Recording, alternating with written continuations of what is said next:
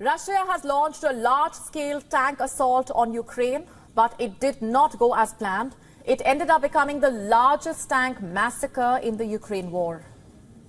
Over the weekend, 36 tanks and 12 BMP fighting vehicles from Russia rolled near the ruins of Avdiivka in eastern Ukraine. They attacked along a road treading from Russian-occupied Tonenke towards the free village of Omanske. The Ukrainian 25th Brigade spotted the 48-vehicle column and hit it hard when the smoke cleared. The Russians had left behind a third of their tanks. Yes, the Ukrainian forces managed to destroy 12 tanks and 8 BMPs. The assault was supposed to be a surprise. For weeks, Russia had been deploying foot-borne infantry to attack this part of the Ukrainian city because Russian regiments and brigades were apparently short on vehicles after losing hundreds of them capturing Avdiivka back in mid-February. But Ukrainian troops saw it coming. Just a day before the tank massacre, the Ukrainian Center for Defense Strategies noted that Russia has lined up armored vehicles, and Kiev was able to defeat such a large and heavily armed Russian force. This shows that despite struggling with inadequate supplies of key munitions, Ukrainian brigades still are capable of mounting a fierce defense. How exactly are they doing it? Using a combination of mines, artillery, anti-tank missiles, and explosive first-person view drones. As per reports, Ukrainian forces' standard defensive tactic is to locate a Russian assault group using drones and disrupt it with a well-aimed artillery barrage. This scatters the Russian vehicles. The disorganized survivors then become easy targets for the FPV drones that pluck at individual soldiers and vehicles. This survival strategy was born out of necessity, but the Ukrainian soldiers seem to have perfected it. It's not clear if Russia was able to gain any ground, but at the cost of those 20 vehicles and potentially scores of troops, the gains would be modest at best. Was it even worth all that bloodshed is the question. Now, this is not the first time a Russian tank assault has failed, of course, and if reports are to be believed, this has happened several times, and at least on 7 occasions in the same region. This reportedly happened around Senkivka in northeastern Ukraine. The Russians repeatedly sent mixed columns of tanks, BMP fighting vehicles and infantry into a mined kill zone 7 times, to be specific, all between December 14 and December 28. The Ukrainian 14th and 30th mechanized brigades destroyed each column, and they apparently did it by reseeding the mines, and resetting their defense between attacks. The last of these attacks was said to be the most catastrophic. That probably prompted Russia to rethink. But it's not just the Russian tanks that are being destroyed. Russia claimed on Monday that it has destroyed 1 US-made Abrams tank and many other targets. But what's 1 tank in the face of 20? Meanwhile, Ukrainian drones attacked targets in Tatarstan, a highly industrialized region southeast of Moscow. Some people were injured. 2 drones attacked a dormitory in the Alabuga Special Economic Zone, injuring at least 7 people. A Ukrainian drone was also intercepted near Tatnef's Taneko refinery. Soon a fire broke out, but it was extinguished within 20 minutes. This is one of Russia's biggest refineries, with a production capacity of around 360,000 barrels per day.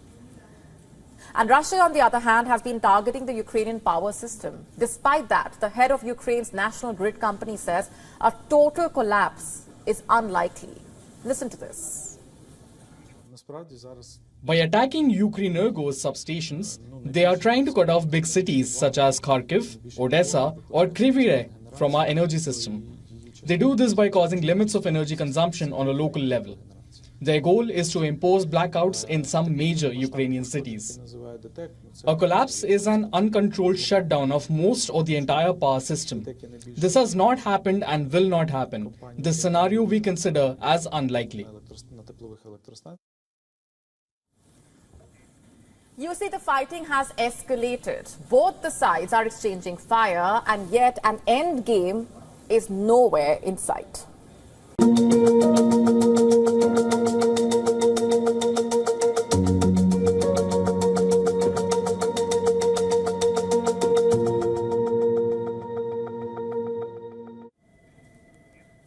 Byju's, once a shining star in the edtech space and now an embattled firm which is in the midst of a crisis.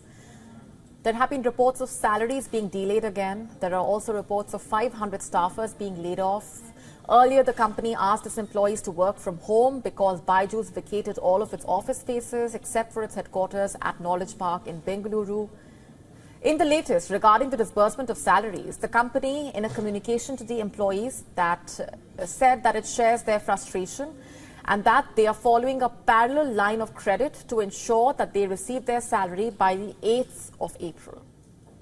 Just for context here, one of the reasons why the story of Byju's garners special interest and a lot of curiosity is that it has been a rapid fall for a company that was once considered an icon in the Indian edtech sector, the poster child of the startup world.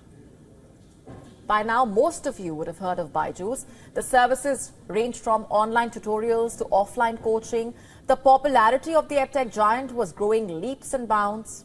In fact, in the year 2022, it reached a valuation of $22 billion. In fact, the story began in 2011. That's when Baiju Ravindran founded Think and Learn Private Limited. That's the parent company of Byju's.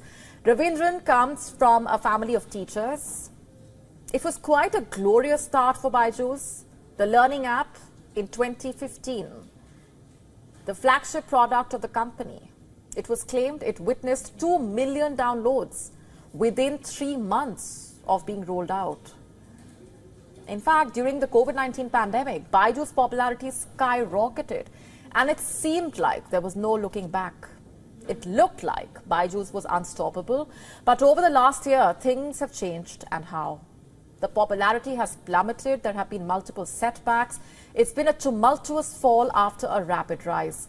The question is, in the midst of this crisis, where do things go from here? Let me just tell you a little bit more about what the management told employees in its latest communication. It thanked the employees for their patience, understanding, and continued dedication during this difficult time and urged them to hold on to hope and remain resilient, adding that Byju's has overcome challenges recently and that they firmly believe that together they will overcome this last hurdle. Also expressing confidence that justice will prevail and the financial constraints will be resolved soon. That's just a portion of what the communication said. The thing is, Byju's has been in crisis mode for a while now. In fact, the decline in valuation is estimated at roughly 90% over the last year. Earlier, major stakeholders voted to remove Baiju Ravindran from his position as CEO, citing allegations of mismanagement and failures. He and his family deny the allegations.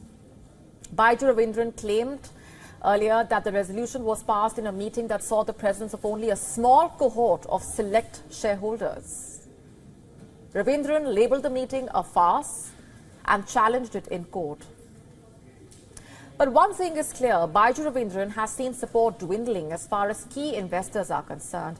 Byju's cash flow problems have been mounting. There has been a liquidity crisis. What next for Byju's and its employees? Where do things go from here?